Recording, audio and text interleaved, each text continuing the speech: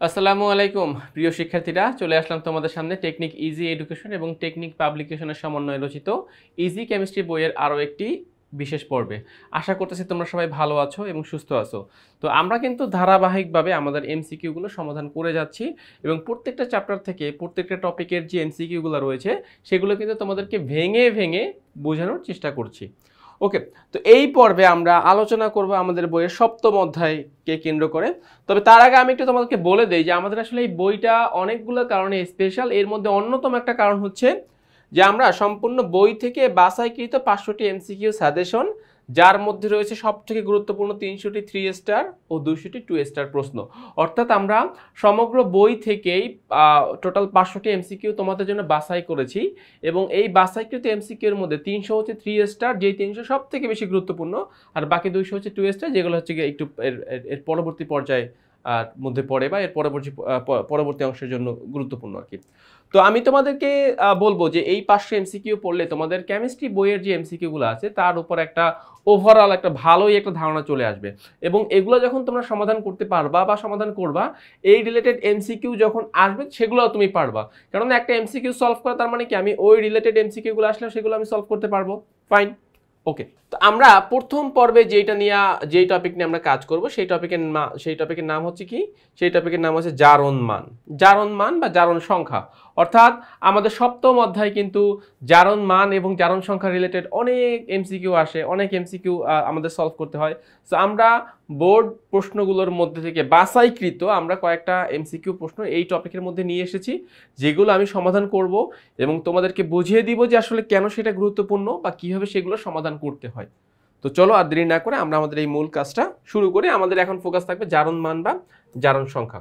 ওকে, fine. আচ্ছা, 1 নম্বর প্রশ্ন দেখো। 1 নম্বর প্রশ্ন আমাদেরকে কি বলতেছে যে একটি যৌগে কোনো মৌলের জারণ সংখ্যা ওই যৌগে বিদ্যমান অন্যান্য মৌলের কিসের উপর নির্ভর করে। অর্থাৎ কোন একটা যৌগের মধ্যে একটা পার্টিকুলার মৌলের জারণ সংখ্যা আমি বের করব, তাহলে আমাকে কার কার উপর নির্ভরশীল হতে হবে? আমাকে অবশ্যই অন্য যে মৌলটি আছে এই অন্য মৌলের জারণ সংখ্যার উপর নির্ভর করতে হবে। কেননা আমাকে খেয়াল রাখতে হবে যে কোনো যৌগের মোট জারণ মান হচ্ছে 0, টোটাল জারণ মান হচ্ছে 0। সো আমি যদি একটার জারণ মান জানি তাহলে অবশ্যই আমি সেখান থেকে 0 করার জন্য আরেকটা মৌলের জারণ মান খুব সহজেই বের করে ফেলতে পারবো। ওকে, ফাইন। সো যাচ্ছি নেক্সট প্রশ্ন। দেখো, K2Cr2O7 এই ক্রোমিয়ামের জারণ সংখ্যা কত? এটার নাম হচ্ছে পটাশিয়াম ডাইক্রোমেট। সো চলো আমরা এখন এটা আমরা সমাধান করব। সো সংকেতটা কি বলছে? K2Cr2O7। তাহলে অনেকগুলো সূত্র আছে, কোন যৌগের মোট জারণ মান হচ্ছে 0। তো পটাশিয়ামের জারণ মান বের করবা, তাহলে 2 × +1, কারণ পটাশিয়াম গ্রুপ 1 থেকে আসতেছে ধাতু, এই জন্য জারণ মান হচ্ছে +1। ক্রোমিয়ামের জারণ মান বের করবো, সো ক্রোমিয়াম হবে 2x বা 2Crও লিখতে পারো, কোনো ঝামেলা নাই, আননোন বিধে আমরা x ধরি, প্লাস 7টা অক্সিজেন, তাহলে কি হচ্ছে 7 × -2 = 0। 7 × -2 = কি হচ্ছে 0। এবারে দেখো 2 × 1 তার মানে কত হচ্ছে 2 প্লাস 2x, আর এখানে প্লাস মাইনাসে মাইনাস 14 = 0। ওকে, ফাইন। তাহলে এবারে দেখো 2x মাইনাস 14 থেকে 2 বাদ দাও, কত থাকতেছে 12 = 0, বা x = 12/2 বা x = +6। তার মানে এখানে ক্রোমিয়ামের জারণ সংখ্যা কত হতে পারে? ক্রোমিয়ামের জারণ সংখ্যা হতে পারে এখানে +6। ওকে, ফাইন। সো এটা তোমরা আশা করি পারবা। দেখো অনেকবার বোর্ডে এসেছে এই কোশ্চেনটা, আমাদের অনেকবার এসেছে। সো +6 হচ্ছে আমাদের অ্যান্সার, ক নাম্বারটা। আচ্ছা, এবারে পরবর্তী প্রশ্ন দেখো কি বলেছে যে পারক্লোরিক অ্যাসিড HClO4 যৌগে ক্লোরিনের জারণ সংখ্যা কত? সো চলো আমরা এটা একটু সমাধান করে দেখি। HClO4, তবে হ্যাঁ আমাদেরকে কিন্তু বাকি যে মৌলগুলো আছে এই মৌলগুলোর জারণ মান আমাদেরকে জানতে হবে। অর্থাৎ দেখো আমি ক্লোরিনের জারণ মান বের করব, তাহলে ক্লোরিন বাদে বাকি যে মৌলগুলো আছে সেই মৌলগুলোর জারণ মান আমাকে জানতে হবে। যদি আমি সেগুলোর জারণ মান কোনো একটা না জানি তাহলে কিন্তু আমি ওই নির্দিষ্ট মৌলের জারণ মান বের করতে পারবো না। আচ্ছা, হাইড্রোজেনের বেলা শর্ত ছিল হাইড্রোজেন যদি অধাতুর সাথে যুক্ত হয় তখন তার জারণ মান হবে +1। সো যেহেতু এরা অধাতু, এখানে হাইড্রোজেনের জারণ মান +1, ক্লোরিনের জারণ মান তো আমি বের করব, তো আমি Cl লিখলাম x না লিখে, প্লাস 4টা অক্সিজেন 4 × -2 = 0। আচ্ছা, ওকে। দেন এখান থেকে পাচ্ছি হচ্ছে 1 প্লাস Cl, আর হচ্ছে 4 × 2 = -8 = 0, বা হচ্ছে Cl -7 = 0, বা এই 7 ওই পাশে চলে গেলে Cl এর জার্মান হচ্ছে কি +7 সো দেখি +7 কি অপশনে আছে আমাদের +7 ইয়েস গ নাম্বারটা আমাদের অ্যান্সার হচ্ছে কত গ নাম্বারটা আচ্ছা গেল এটা ওকে ফাইন দেখো তাহলে এর পরেরটা তোমরা নিজেরা বের করবা এখানে হাইড্রোজেন একটু ফলো করো আমি কিছু টাস্ক তোমাদেরকে বলে দেই যে এই কাজগুলো তোমরা নিজেরা করবা আর কিছু আছে যেগুলো একটু ডিফিকাল্ট সেই এমসিকিউ গুলো আমি সমাধান করে দিচ্ছি তো এর পরের টাস্কটা খুব ইজি এখানে অক্সিজেন কত -2 তোমরা জানো হাইড্রোজেন কত +1 কারণ হাইড্রোজেন এবার অধাতুর সাথে যুক্ত হয়েছে সালফার এবং অক্সিজেন উভয় হচ্ছে অধাতু তার মানে হাইড্রোজেন হবে +1 আর সালফারের জারণ মানটা আমাকে বের করতে বলছে সো সালফার যেহেতু দুইটা তাহলে এটাকে তুমি 2s ও ধরতে পারো এটাকে তুমি 2x ও ধরতে পারো যেভাবেই ধরো না কেন একভাবে ধরে সমাধান করলে এটার অ্যান্সার পেয়ে যাবা তো এটা সঠিক অ্যান্সারটা মোস্ট প্রবাবলি যদি তোমরা ভুল না করো তোমাদের ক নাম্বারটা অ্যান্সার আসবে +6 আচ্ছা আমি নেক্সট কোশ্চেনটা একটু সমাধান করে দেই পটাশিয়াম পারম্যাঙ্গানেট KMnO4 সো দেখো এটা কিভাবে সমাধান করবা KMnO4 আচ্ছা তাহলে কোন যৌগের মোট জারণ মান কি 0 আমাকে এখন পটাশিয়াম কি গ্রুপ 1 থেকে আসে সো +1 হবে প্লাস ম্যাঙ্গানিজকে তুমি x ধরতে পারো প্লাস অক্সিজেন 4টা তাহলে 4 * -2 = 0 4 * -2 = 0 আচ্ছা এবারে দেখো তাহলে +1 + x - 8 = 0 বা x - 7 = 0 বা x +7 সো x এর মান হচ্ছে +7 তো আমাদের এখানে +7 হচ্ছে অ্যান্সার +7 কি আছে দেখো ঘ নাম্বারটা বলতেছে ইয়েস +7 ওকে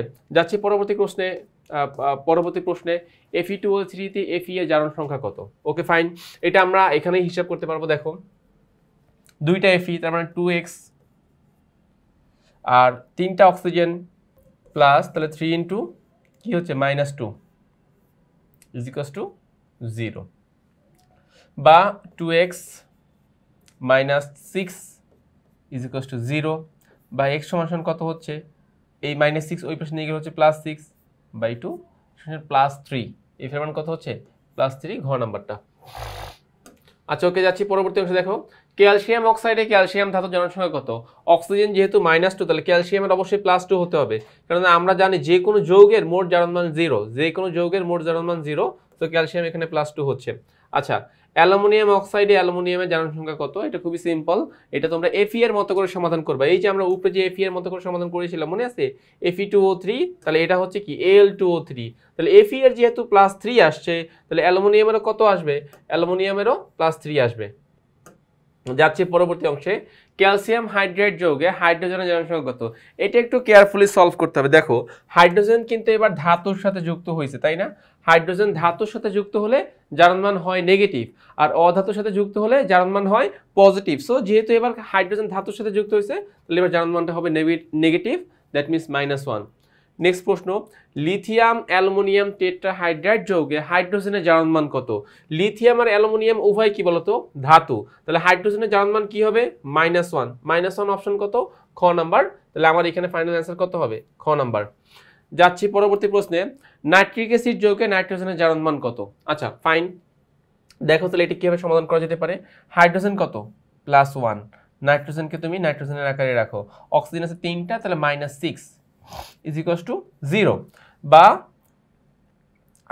নাইট্রোজেন কত হচ্ছে দেখো নাইট্রোজেন 6 থেকে 1 বাদ দাও তাহলে -5 তাহলে n - 5 = 0 বা এই 5টাকে যদি সমান চিহ্নের ওই পাশে নিয়ে যাও n কত হবে +5 সো এখান থেকে আমাদের অ্যান্সার হচ্ছে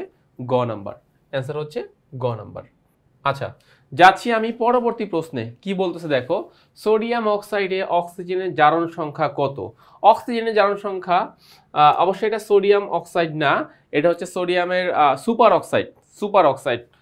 অক্সাইড খেয়াল রাখতে হবে এখন খেয়াল করো আমি কিভাবে বুঝলাম যে এটা সোডিয়ামের সুপার অক্সাইড নরমাল যদি সোডিয়াম অক্সাইড হইতো তাহলে যোজনী এক্সচেঞ্জ করো এরকম হইতো না সংকেতটা বলো তো Na2O কারণ অক্সিজেন মৌলে যোজনী হচ্ছে 2 আর সোডিয়াম মৌলে যোজনী হচ্ছে 1 এক্সচেঞ্জ করলে কি হয় Na2O এইটাকে বলবো আমরা সাধারণ অক্সাইড কিন্তু এটা কিরকম ভাবে আছে, এটা আছে NaO2। কেউ আবার এটা ভাইবো না যে স্যার এখানে মনে হয় 2টা সোডিয়ামের পাশে বসবে, ভুলে অক্সিজেনের পাশে দিয়ে দিছে, এমনটা কিন্তু না। এরকম হতে পারে। এই অক্সাইডকে বলি আমরা সুপার অক্সাইড, এবং সুপার অক্সাইডে অক্সিজেন জার্মান কত হয়, সুপার অক্সাইডে অক্সিজেন মূল্য জার্মান হয় -1/2। আচ্ছা, এটাকে কি বলা হয়, এটাকে বলা হয় পার অক্সাইড। কি বলা হয়, পার অক্সাইড। পার অক্সাইড মৌলে অক্সিজেন মূল্য জার্মান হয় কত, -1। তাহলে তোমরা তিনটা জিনিস শিখলা, সাধারণ অক্সাইডে অক্সিজেন -2, পার অক্সাইডে অক্সিজেন মূল্য -1, আর সুপার অক্সাইডে অক্সিজেন মূল্য জার্মান কত, -1/2। সুপার অক্সাইডে অক্সিজেন মূল্য জার্মান -1/2। আচ্ছা, এবারে দেখো তাহলে আমরা এরকম একটা সুপার অক্সাইড পাচ্ছি, অক্সিজেন মূল্য জার্মান কত হবে, -1/2 হবে। সুপার অক্সাইডে অক্সিজেন মূল্য জার্মান -1/2 হবে। সোডিয়াম থায়োসালফেট, দেখো Na2H2O3, Na2H2O3। সো আসলে এটা আমরা সমাধান করে ফেলি, তোমরা নামটা একটু মনে রাখবা, সোডিয়াম থায়োসালফেট Na2H2O3।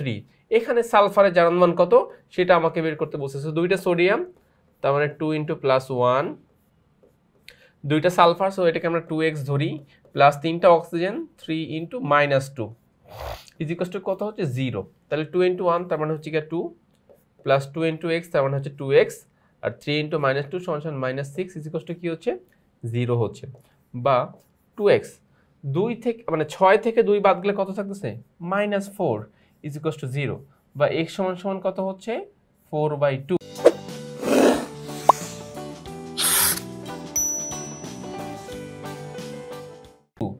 বা x সমান হচ্ছে +2, x সমান কি হচ্ছে +2 হচ্ছে। সো এইটাই হচ্ছে আমাদের x সমান +2, এটা হচ্ছে খ নাম্বার অ্যান্সার, x সমান +2।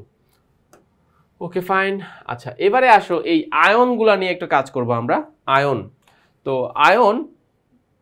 আয়নগুলোর কাজটা আমরা কিভাবে করতে পারি। সবার আগে আসছে নাইট্রেট আয়নে নাইট্রোজেনের জারণ সংখ্যা কত। সো দেখো আমি হয়তো বা একটা করবো, বা আমি যে কোনো একটা করে দিচ্ছি তোমাদেরকে, যেহেতু এটা রিসেন্ট আসছে। নাইট্রেট আয়নে নাইট্রোজেনের জারণ সংখ্যা কত।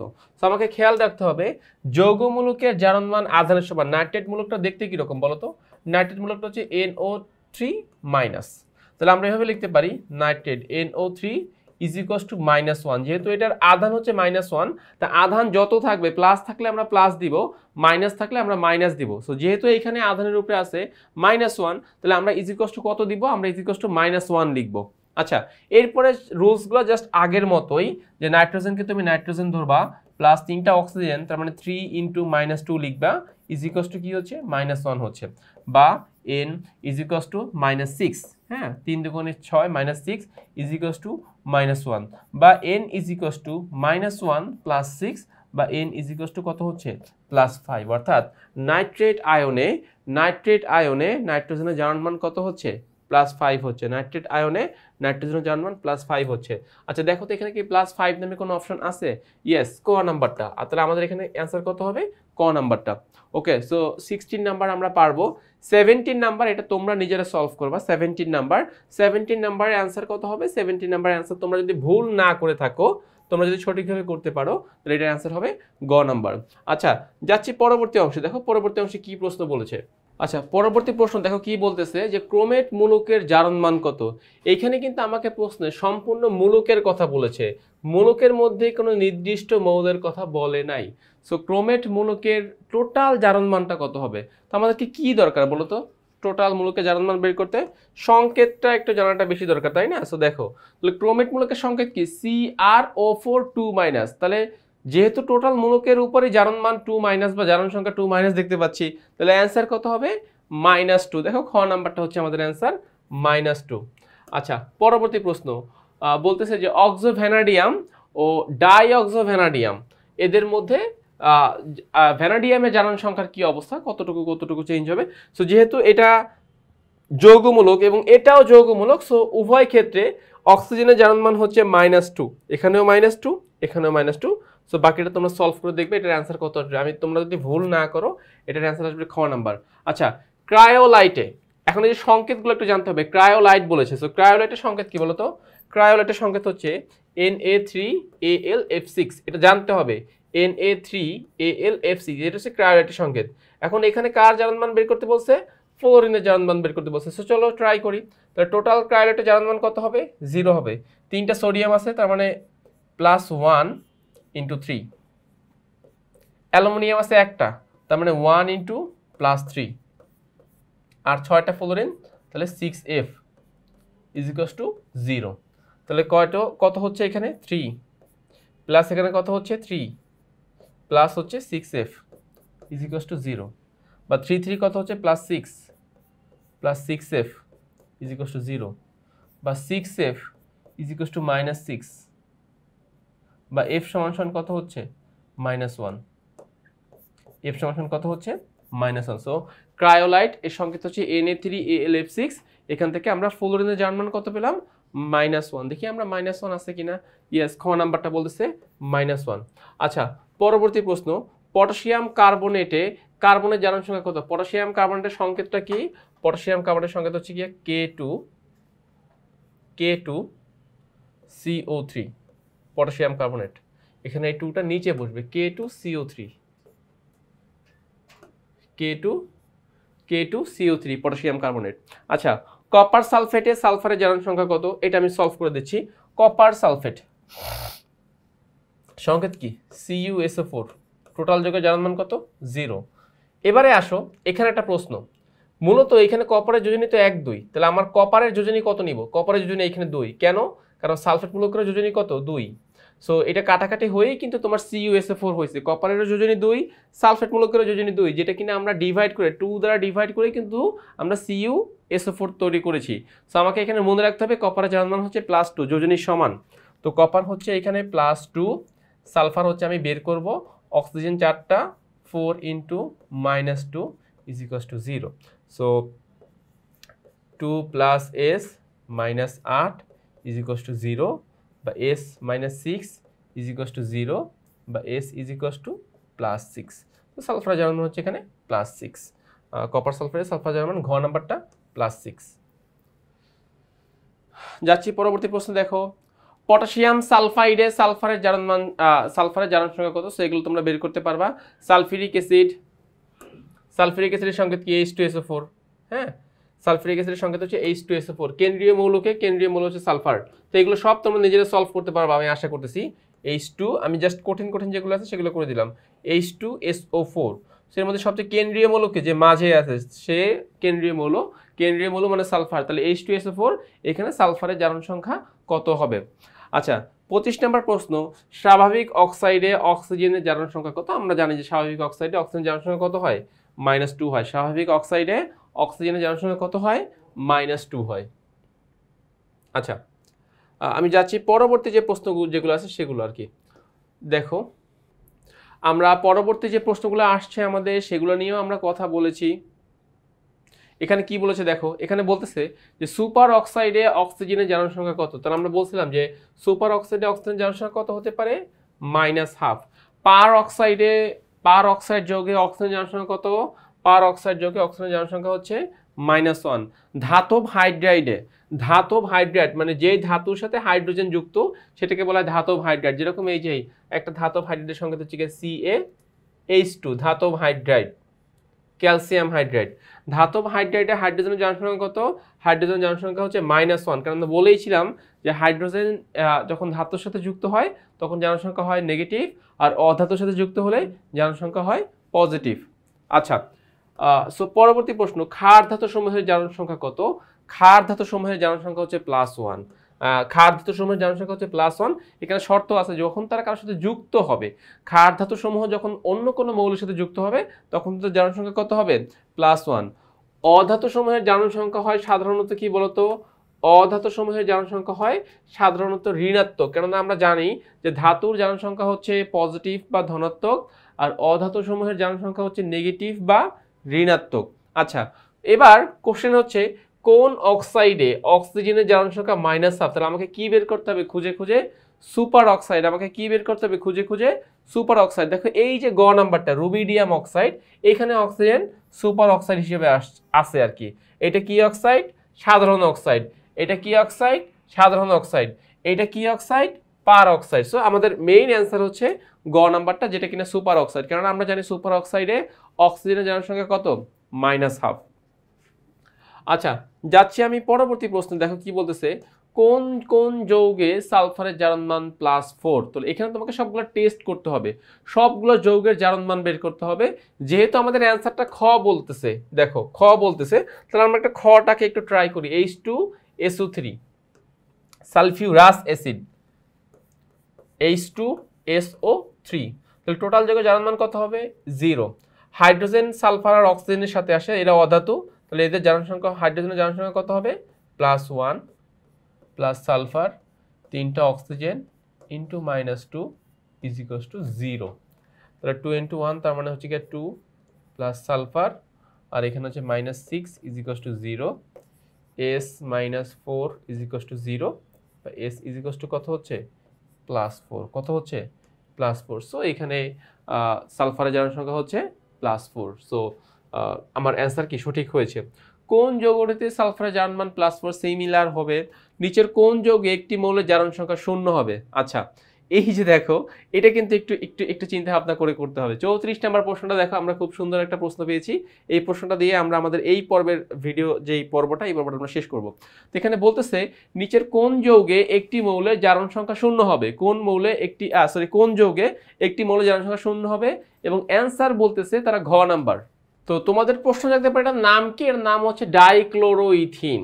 ঠিক আছে, সো ডাইক্লোরো আমরা এখান থেকে জাস্ট বের করতে পারবো।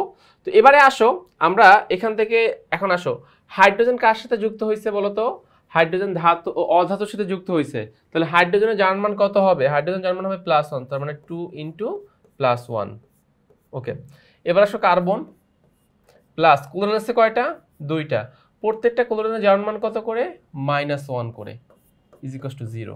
তাহলে 2 ইন্টু +1 তার মানে +2, প্লাস কার্বন 2 ইন্টু -1 তার মানে -2 ইজ ইকুয়ালস টু 0। সো এই যে, তাহলে কার্বনের জারণ মান কত হয়ে যাচ্ছে? 0 হয়ে যাচ্ছে। তাহলে আমাদের যে ঘ নাম্বার যে অ্যান্সারটা ছিল সেটা কিন্তু সঠিক। ঘ নাম্বার অ্যান্সারটি কি সঠিক। আচ্ছা, তো এখান থেকে দেখো আমাদের ঘ নাম্বার অ্যান্সারটি সঠিক। এই যৌগের ডাইক্লোরোমিথেনও আমরা এটাকে চাইলে বলতে পারি, কারণ মিথেনের সংকেত কি? CH4। সেখান থেকে 2টা হাইড্রোজেন ক্লোরিন দ্বারা কি হলো? প্রতিস্থাপিত হলো। সো এটার নাম হচ্ছে কি? ডাইক্লোরোমিথেন। সো আমাদের এখান থেকে সঠিক অ্যান্সারটি হচ্ছে ঘ নাম্বার। আচ্ছা, যাই হোক, যার মধ্যে কার্বন সংখ্যার জারণ মান হচ্ছে 0। ওকে, তো আমরা এই পর্বের একদম সর্বশেষ যে পার্ট, সেখানে চলে এসেছি। আমি তোমাদেরকে বলবো যে আমাদের ইজি কেমিস্ট্রি বইয়ের সবগুলো এমসিকিউ জাস্ট এভাবে বিশ্লেষণ করে ব্যাখ্যা দিয়ে তোমাদেরকে বোঝানো হয়েছে। তোমরা যারা এমসিকিউতে দুর্বল আছো, সৃজনশীলে দুর্বল আছো, সাজেশন পাচ্ছ না, তাদের জন্য সকল কিছু একটা কম্বাইন্ড প্যাকেজ হতে যাচ্ছে আমাদের এই বইটি। অতএব কেমিস্ট্রিতে যদি যারা ভালো করতে চাও, যারা দুর্বল আছো, একটু ইমপ্রুভ করতে চাও, তারা চাইলে আমাদের এই বইটি সংগ্রহ করতে পারো। তো এই পর্বের এই পর্যন্তই আমি এই পর্বটা রাখলাম। নতুন পর্বে আবার তোমাদের সাথে দেখা হবে। ততক্ষণ পর্যন্ত সবাই ভালো থাকো এবং সুস্থ থাকো।